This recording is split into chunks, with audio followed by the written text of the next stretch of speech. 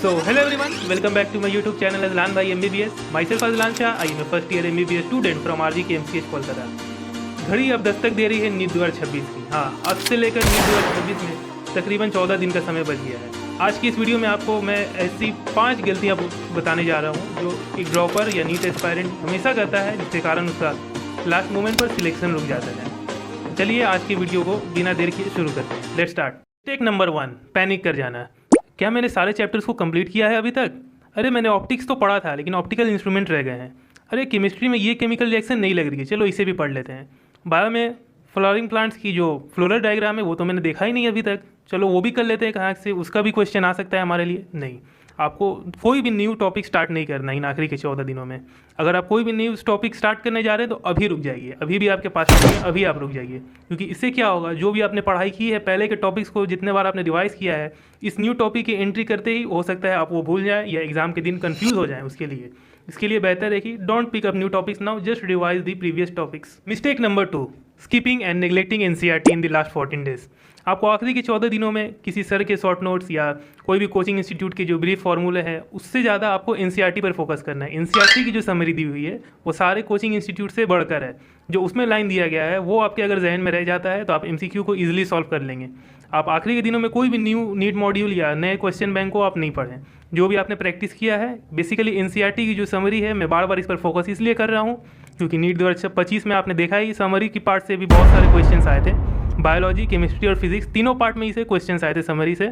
और समरी पढ़ने के बाद जो है आपका पूरा टॉपिक क्लियर हो जाता है. एक भी ऐसा चैप्टर नहीं होगा जिसकी समरी आप स्किप करें इस नीट 2026 के लिए. So don't skip NCERT, don't follow any new coaching material, just stick to your own plans which you did till now. Mistake number 3, doing passive revision till now.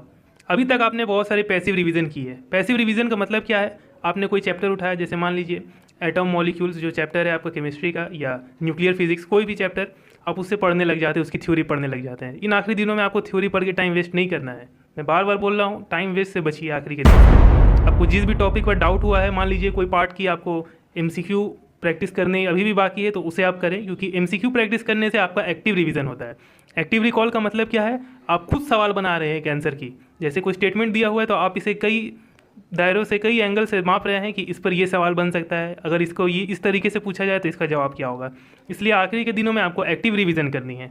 आपको सिर्फ पढ़ना नहीं है, एमसीक्यू देना है, मॉक टेस्ट लगाना है, सब चैप्टर्स का नहीं जिस पर आपको डाउट है. Mistake number 4, stop comparing yourself with others.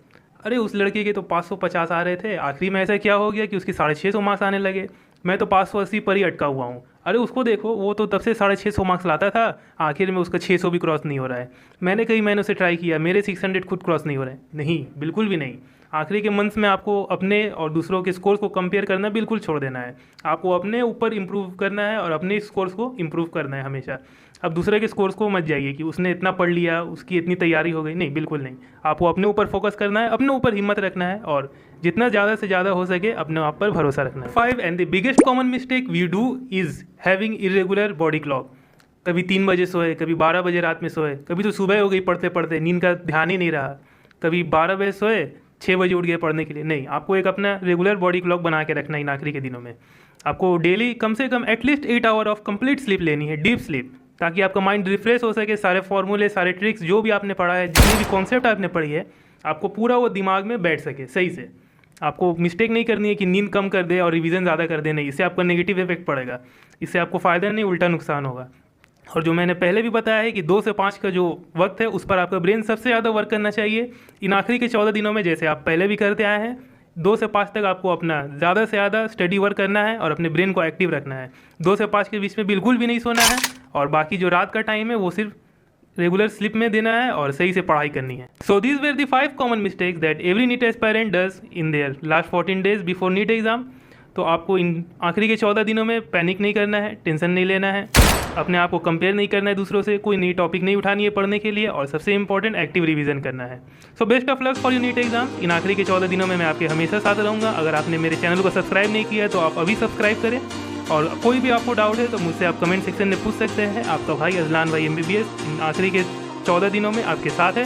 आपको कोई भी डाउट हो, कोई भी परेशानी हो, या कोई भी आपको डर लग रहा हो कि एग्ज़ाम कैसा होगा नहीं होगा, तो आप मुझसे फ्रीली कॉन्टैक्ट कर सकते हैं कमेंट सेक्शन में. मैं आपके लिए रेडी हूँ. सो कीप वॉचिंग अजलान भाई MBBS. And thank you for watching.